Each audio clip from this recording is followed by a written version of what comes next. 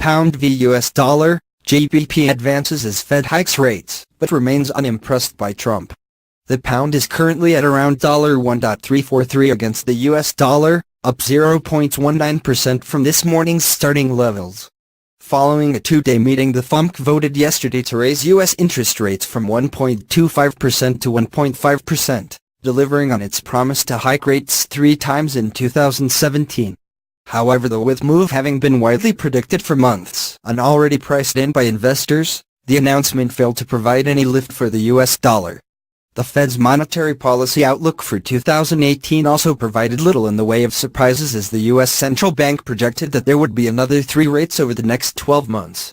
As some investors had hoped that the Fed might imply that more than 3 rate hikes were on the cards, the commentary undermined U.S. exchange rates. The U.S. dollar also came under pressure as a result of the Fed's low expectations for the impact of U.S. President Donald Trump's tax reforms. While the president expects his corporate tax cuts to prompt a boom in U.S. economic growth, the Fed struck a more pessimistic tone on Wednesday. Fed Chair Janet Yellen said, while changes in tax policy will likely provide some lift to economic activity in coming years, the magnitude and timing of the macroeconomic effects of any tax package remain uncertain. At the same time, sterling sentiment is rising this morning following the defeat of Theresa May's Brexit withdrawal bill last night.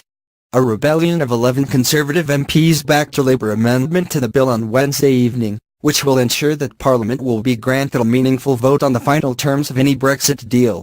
Markets hope that the amendment will help prevent a deal that could be economically damaging to UK and increase the likelihood of a soft Brexit.